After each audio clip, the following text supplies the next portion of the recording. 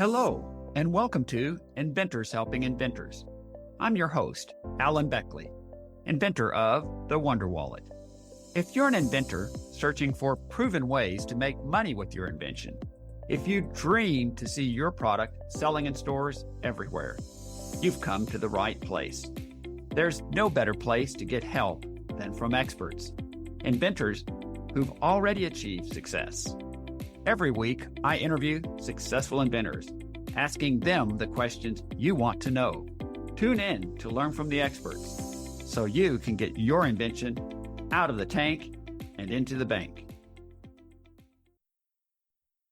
I was in the winter and I was driving back from about a 100-mile trip in my SUV, and it was winter and the roads were covered with slush and salt. And so by the time I got home, my SUV was practically white. It was so covered with salt and slush. And so it was fairly late in the afternoon, and it just bothered me as a car enthusiast. My car was just so filthy dirty. Let me ask you a question. Do you have a new invention, a new product idea that you're excited about? It could be your first invention or your 10th. Chances are, if you're like many inventors, you may feel stuck right now, thinking, what do I do next? How can I move forward without spending thousands of dollars, right? What if there was a way to know you're on the right track, doing the right things to put you on a path to invention success? Now there is. Monday in episode 398, I debuted my new beta program, 3 Proven Steps to Your Invention Success. This program takes you step by step, showing you exactly what to do and in what order to ensure you're on a solid course to invention success. 3 Proven Steps consists of 3 one-hour training classes spread over 3 weeks in May to accommodate your busy schedule. In Class 1, I'll show you precisely how to find out if your product is already out there before you spend thousands on prototypes and patents. I'll walk you through 8 different places you must search, including one you've probably never heard of. Too many inventors skip this crucial first step. I'll make sure you don't. Class 2 is all about prototype development. I'll show you how to progress from your proof of concept prototype all the way to your refined, proud to present prototype. Need help? I'll share creative ways you can get help with your prototypes without breaking the bank. You'll navigate this important phase with confidence. Finally, in Class 3, I'll show you how to tap 3 specific resources to create your curated list of companies for licensing. No matter how unique your invention is, I'll walk you through how to find companies who would benefit from having your product in their lineup. 3 Proven Steps is a beta program that I'm offering to podcast listeners. Enrollment is limited to just 15 students. You'll get the lowest price I'll ever offer, just $97 for the whole program. When you invest just $97 for the program, you'll get a bonus of 1 hour of one-on-one coaching with me, absolutely free of cost. That's a $150 value, just for joining the program. It's like buying $97 of groceries. Then when you check out, they give you a coupon for $150 more in groceries. Absolutely free. It's that good a deal. 3 Proven Steps is covered by 100% money-back guarantee. If you don't think it's worth far more than $97, you'll get a full refund. Sign up now before all the slots are taken. Just go to www.allenbeckley.com/proven steps to register now. Quick update. Just last week, 4 students enrolled in the program. Spaces are filling up, and it's limited to only 15 students. Don't miss your chance to join us. Sign up now before all the slots are gone. Just go to www.allenbeckley.com/proven steps to enroll now. Have any questions? Just email me at allen-beckley@msn.com and put Proven Steps in the subject line. I look forward to working with you in May to get you on a proven course to invention success. Welcome to episode number 402. Today I interview Allen Boldt. Allen Boldt grew up in the St. Louis suburbs. After graduating from college as a mechanical engineer, he started his career as a product design and automation specialist. He recently retired after over 35 years in various product development roles for manufacturers. He is a named inventor on many patents he helped in designing and developing over the years. Since retiring, he's been able to capitalize on having more time for his own inventions as well as hobbies. As a longtime car enthusiast, he worked to keep his cars clean. He discovered that the conventional ways of washing cars were time consuming and wasteful of both water and soap. This led him to invent a better solution, the dirt eraser. The dirt eraser is an innovative product that provides an optimal combination of a sponge, soap, and a hose for washing cars in as little as 10 minutes, while saving water and soap in the process. Today, he and his wife Lori are enjoying life in the St. Louis area. He enjoys creating and selling unique, custom made items from his home based woodshop. Other hobbies include restoring and driving his classic and modern muscle cars, gardening, golfing, 3D printing, and hanging out with family. You'll want to listen to this entire interview to learn how Allen's dirt eraser washes most cars in 10 minutes using less water and soap than conventional washing methods. Also, how industry advertising has convinced consumers to wash their cars with large amounts of both water and soap, then sells them products that waste a lot of both water and soap to the detriment of the environment. And finally, why he thinks innovative products that are market disruptors, like his product, are especially challenging to market effectively to consumers. Now let's get right to our interview with Allen Boldt. Allen Boldt, it's a pleasure to have you on the podcast with us today. Yeah, thanks for having me. Glad to be here. You bet. Allen, can you share a bit of your background with our listeners? Where did you grow up and go to school? And what did you do before you became an inventor? Could you share that with us? Sure. So I grew up in the suburbs of St. Louis, Missouri, where I continue to reside today with my wife of 27 years. As far as school, I recently retired, so my schooling feels a little bit like ancient history, but I have a degree in mechanical engineering. And as far as your question of what I did before becoming an inventor, I had a 35-year career as at a manufacturing company where I specialized in product design, lean product development, and design automation using CAD. So during that career, which was essentially my whole life, I really saw myself as an inventor want to be and didn't really even consider myself an actual inventor until recently when I invented the dirt eraser, which was my first invention of inventing something on my own. That's fantastic. I'd like to just highlight a couple points you made for our listeners. And how cool would it be to have a 35-year career in product design, which is exactly what invention is all about? So effectively, you would get to do inventing for the company, let's just say, and collect a paycheck every 2 weeks. So that's not such a bad deal.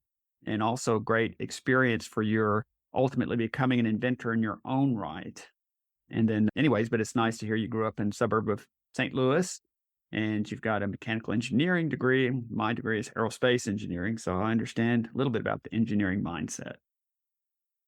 Yeah, it So was very helpful. All the things I learned working for that company and being in a role where I did learn a lot about product development, just didn't really think of something I could invent on my own. And I was fortunate to be on various patents for the company, but I felt like I was just more of a contributor to some new products and not something that I actually had an aha moment of something I invented until I invented the dirt eraser after I retired from my career. let's chat about that dirt eraser a bit. You invented the dirt eraser, and it's an innovative product that makes washing your car faster, more efficient, and it saves a lot of water compared to conventional methods. Can you briefly describe the aha moment that caused you to develop this product? And what was the key problem you were looking to solve in developing this product? Let me start off by saying I've been an avid car enthusiast my whole life. And I think it was in 2014, I was coming back from a trip. I was in the winter and I was driving back from about a 100-mile trip in my SUV, and it was winter and the roads were covered with slush and salt. And so by the time I got home, my SUV was practically white. It was so covered with salt and slush. And so it was fairly late in the afternoon, and it just bothered me as a car enthusiast. My car was just so filthy dirty. And there wasn't much daylight left, so I didn't have much time in the day to get out my normal wash routine and all the equipment that I had, which was pretty sophisticated, to clean it properly. So I thought I'll just get out the hose and a sponge and give it a quick rinse off. So I got the hose out and started to just rinse it, and a sponge, and put a little soap on the sponge and began to rinse, and knowing that while I have to get a little bit of water going on that sponge, otherwise I might scratch the paint. And so I began to put the end of the hose right next to the sponge, and with one hand held the hose next to the sponge and put a little soap on there and ran the water onto the sponge as I went back and forth to clean the car. And I did the best I could. And it didn't really even occur to me till the next morning as I was laying in bed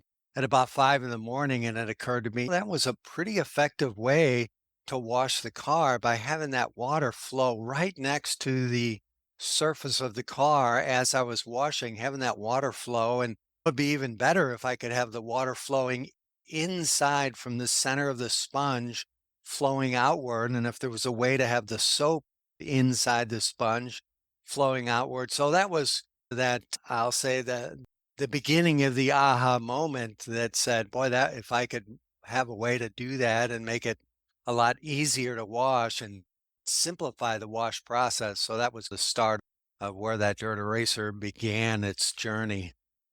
That's a great story. And we've all heard the slightly cliche that necessity is the mother of invention.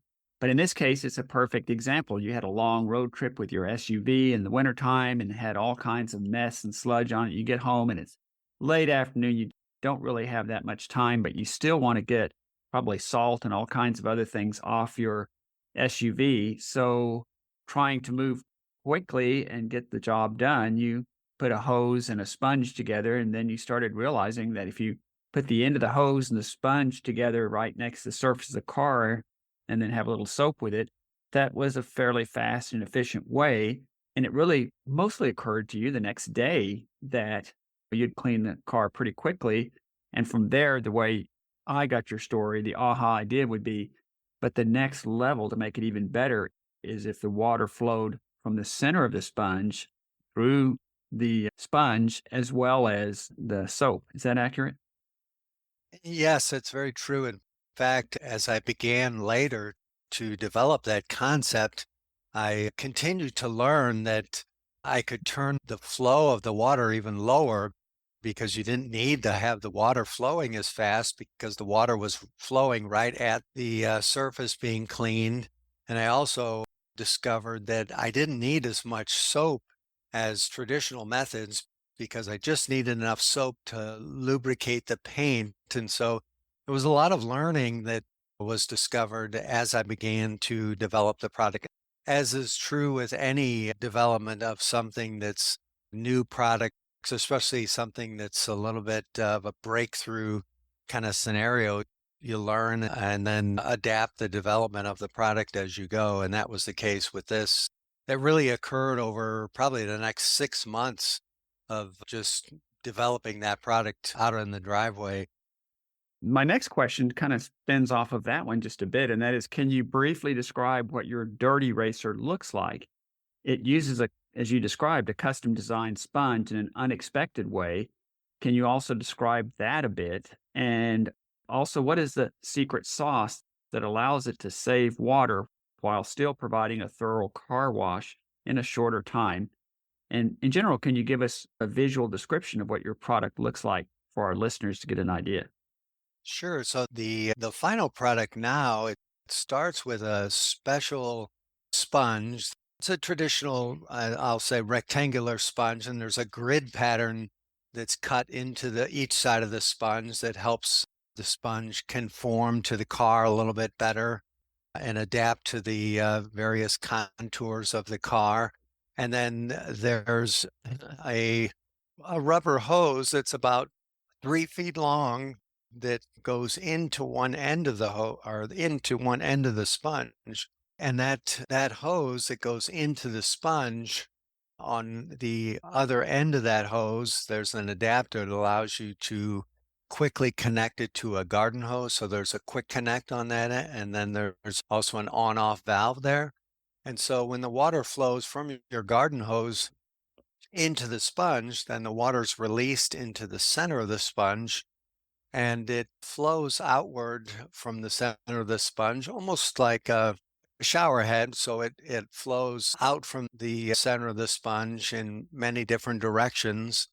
And then also inside the sponge is a small soap reservoir that protrudes out from the end of the sponge. And so when you to start the wash process, you uncap that soap reservoir and put in a very small amount of soap. And that's one of the features is at maximum, you're only using 1 ounce of soap, which is just a fraction of what you'd normally use. And then that soap weeps out into the sponge as you wash, mixes automatically at a predetermined level with the water as it flows outward onto the surface of the sponge as you wash. Is that clear? I was going to say it's actually very clear, and I want to appreciate the fact that you described it in such detail so I could certainly visualize it that it's a rectangular sponge and it has a grid on each side that also helps it work with the surfaces of the car. And you've got about a 3 foot long rubber hose that goes into the sponge. And as I was listening to you describe it and why it uses just 1 ounce of soap, et cetera, what occurred to me, what I visualized is thinking the way most people wash a car, it's effectively a hose with maybe a sprayer. For the most part, it's a powerful but very narrow stream of water, which doesn't really provide that much coverage. Where it seems like by flowing it through a sponge from the center, it feels it's like a lot more like a shower head, where it's dispersing the water into a much broader, bigger pattern that's going to give better coverage. Would that be an accurate description? That's very true. And the other advantage of by going through that sponge from multiple directions, both with the soap and the water, is as you're washing the car, naturally, whatever side you're using of the sponge, it's contacting the dirt and therefore might get a little bit dirty. But then as you rotate, flip to the other side, the sponge essentially ends up self-cleaning or it cleans itself as you wash. You never have to clean that sponge. So as you're washing your car, even if your car is pretty dirty, like in the case with the salt on the car, as you're washing the sponge, you can wash an entire car and your sponge never gets dirty. In fact, I've got a unit that has well over 100 washes. It's over a year old. I've never separately cleaned that sponge. It completely is self-cleaning for the life of the unit. So it's a big advantage and really a testament to how it's designed to be used. That's really ingenious if you think about it, never having to clean the sponge. But because as I think about it, one of the biggest water wasters when most people wash a car, or at least when I have, is you get a big bucket of water and you have a sponge and it gets dirty. You keep squeezing it out into the bucket. And then pretty soon the bucket has dirty water. You pour it out and put more soap into it and fill it up again. So you could go through multiple buckets of water and you're continually cleaning the sponge. Here, the sponge automatically cleans itself in such a fashion that, again, you don't have to go through all that wastage. Yeah, not only is it a waste of soap, it's also a time waster because that's a separate step that you have to go through and clean your equipment, clean your sponge in that case. So this case, it's doing that step as you're washing, which is really nice and convenient. For my next question, I just wanted to bring up that I suspect that there are other competitive products that at least advertise a better car wash experience than just using a hose and sprayer. Can you briefly share what clearly differentiates your dirt eraser from other car washing products that you've seen on the market? And then what would you say are the key benefits of the dirt eraser that would make buyers say yes to your product versus others? Can you share that with us? The other car washing equipment that's on the market, the biggest devices that are out there these days that are very popular are what's known as a foam cannon or a foam sprayer, which those will do a good job, but they are so radically different. So I'll give you an example. They are a device that is it's a reservoir that holds soap and it connects to a pressure washer, which means you have to buy a separate pressure washer, and the pressure washer will connect to this sprayer and it will spray mountains of soap on your car. So picture it just snowed 1 to 2 inches of snow on your car. And it looks like your car's been snowed on, but it's literally an inch or two of foam or soap that looks like snow on your car. And in fact, they make soap that is designed to make maximum suds. And then after that, you have to then hand wash your entire car and then rinse that. And that process, while I would imagine it's fun to make that much soap, it's incredibly wasteful in terms of how much soap that then goes down the drain, or in this case, gets wasted down storm sewers, and not to mention the cost of that soap, which can be, it's very expensive soap. And it's just so wasteful and time consuming to use that method. And or my method is just uses so little soap, and so it's a very different comparison in terms of that type of product. And there's other types of products, all the way down to just a simple traditional get yourself a bucket, put a little soap in it and a wash mitt, and wash back and forth. The only thing that's even close to a method that I have, same type of thing where you connect a brush to the end of the hose and feed water and go through a brush. And you've probably seen those at car washes, and they don't sell many of those because the downside is the brush is typically very damaging to your paint. So any type of brush that you put on their car, and same with a car wash, will just completely scratch the paint. And that's why that's the big difference between that and mine. Mine does not scratch the paint. I've done a lot of testing with mine to make sure, as a car enthusiast, that you can't have it scratch your paint. Yeah, that's some of the different products that are out there. And those products that, like the foam cannon, they do work well, but it takes an hour to an hour and a half to wash your car because there's so much equipment involved. Where my product, I can wash my car in about 10 minutes. Yeah, I really appreciate you describing that. And it gave me a clear picture that, especially the foam cannon and sprayer, it sounds like it goes completely in the opposite direction. It's going to need more water. It's going to have a high pressure washer that's going to be an additional expense. Looks like it's going to go through a lot of soap. And then you're creating a new problem, in a manner of speaking, in that you have all this soap all over your car. And now you got to rinse it off. Where yours effectively does all of that much more quickly with a lot less soap, a lot less water, and really certainly less expense. So it sounds like, from my perspective, your product, the Dirt Eraser, is an elegant solution to the problem that addresses the key elements of it, where the other products out there don't really do near as good a job of it, from what I can gather.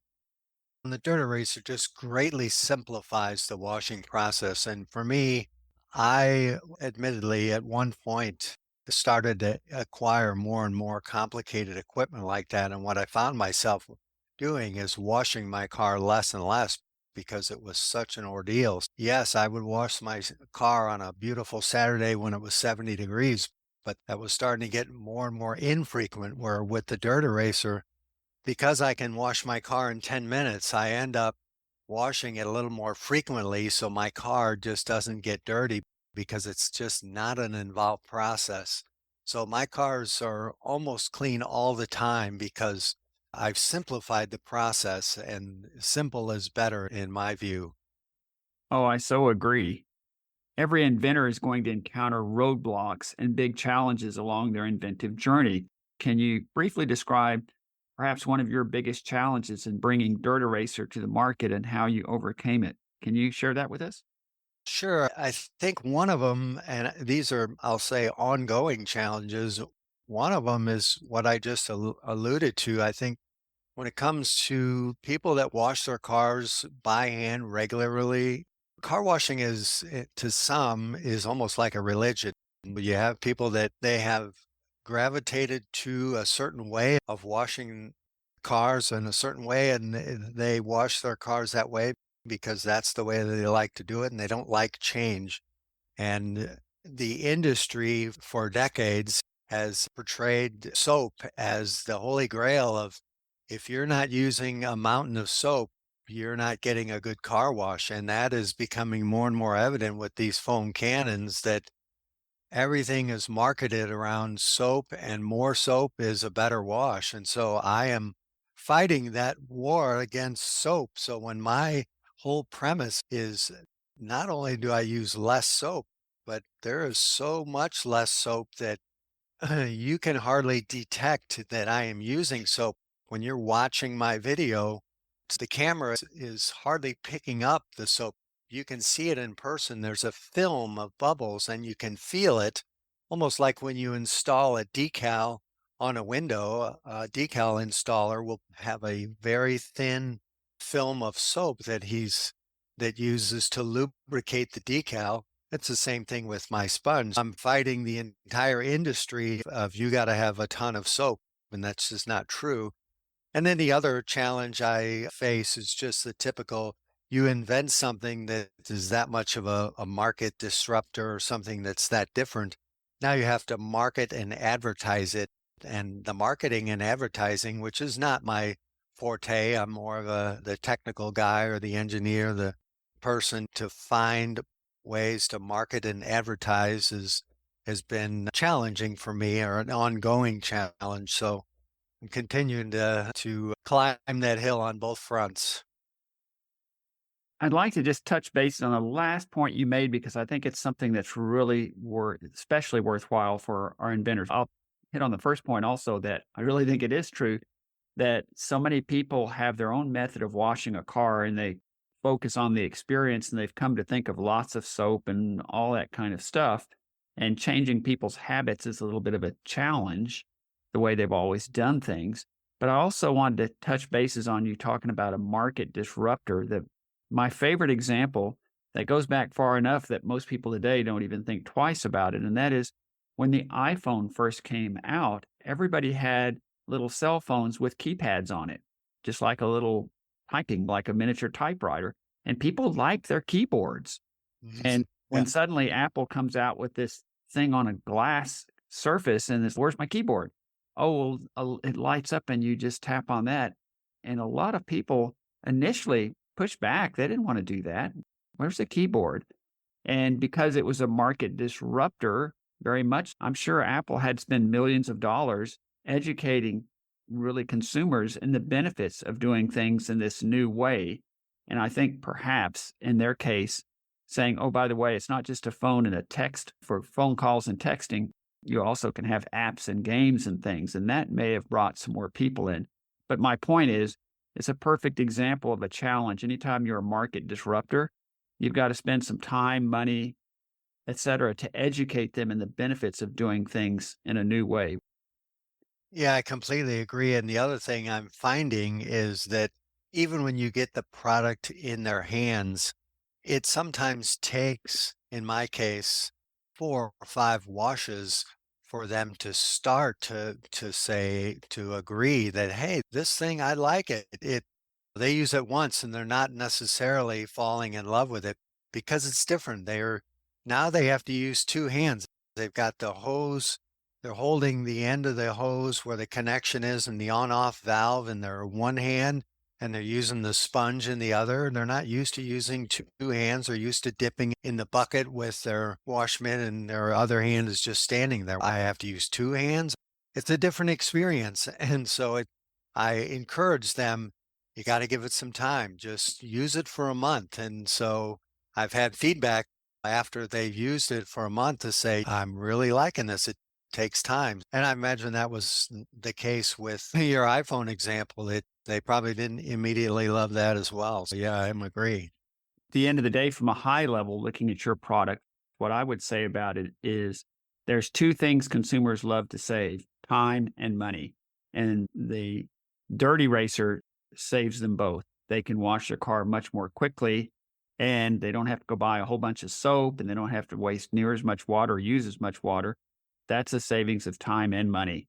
So I think that's a winner on both fronts. And that'd probably be good. If you're not already doing it, be good in your sort of marketing campaign to hit on that as well, which I suspect you do. And the type of soap they can use, really any type of car soap. It's not necessarily if you want to go to your local auto parts store and buy the cheapest soap or the most expensive soap. It doesn't require specialized.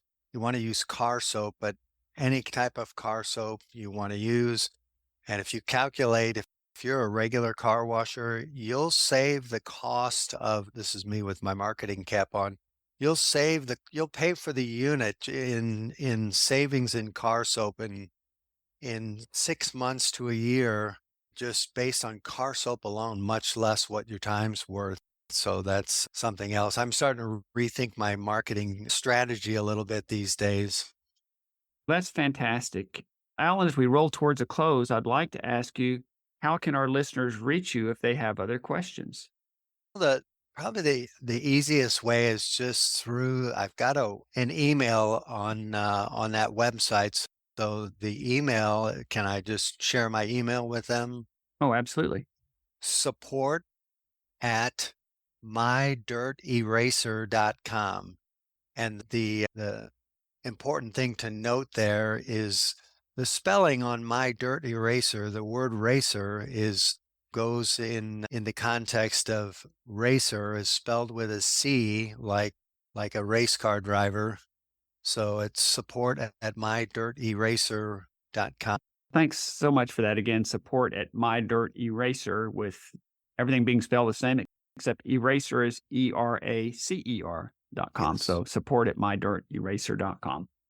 I suspect you're going to be getting some emails from some of our listeners. So really, Alan, I'd like to thank you for being on the podcast with us today and sharing your journey and this product and how you came up with it and the problems it solves.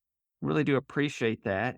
And I would like to reserve the opportunity to touch bases with you in another 6 months or a year to see what you've got going on at that time. Yeah, that'd be great. I do have another invention I'm working on, so we can hit on that one when you're ready. That sounds great. Thanks again for being on the podcast. Okay, thank you. So you're done searching for your product and it's not out there. Yay! Maybe you filed for a provisional patent and done some marketing research or surveys. Heck, maybe you've even created a rough prototype, then found that, although it kind of works, it looks like something from the Stone Age. You'd be embarrassed to show it to your friends, much less to a manufacturer for a licensing pitch. What if I could put you in touch with a guy who offers free consultations, takes no money down, no money up front, and will give you a quote on your project before he starts? What if I told you that this same guy can help you design your product and make you a virtual prototype before you ever put a penny into building a physical one? What if I told you he could make you patent drawings, CAD files for manufacturing, and even make marketing videos and build you a website? If this sounds like someone you want to talk to, let me introduce you to my first podcast sponsor, Brian Keast at I Draw Dreams for Inventors. With 3.5 years of trade school and 15 years of mechanical experience working as a mechanic for General Motors, you have someone that's seen countless design failures and how they were fixed. Also, he had a 25-year career as a general contractor who designed his own houses and remodels on computer-aided design. In getting plans through countless building departments, he gained a tremendous amount of experience by working directly with structural engineers. The many years of combined experience in these two careers gave him a unique look into stresses and failures in design. He brings this wealth of knowledge and experience to his company, I Draw Dreams, as the CAD guy who will design a product for you that will work. Every inventor I've referred to Brian has come away delighted with the work he has done for them, and I think you will too. Just make sure to tell them that Allen sent you. Thanks so much for tuning in to Inventors Helping Inventors. If you like the show, please tell your friends about it. Make sure to subscribe in iTunes or wherever you get your podcasts so you won't miss a single episode. Talk to you soon.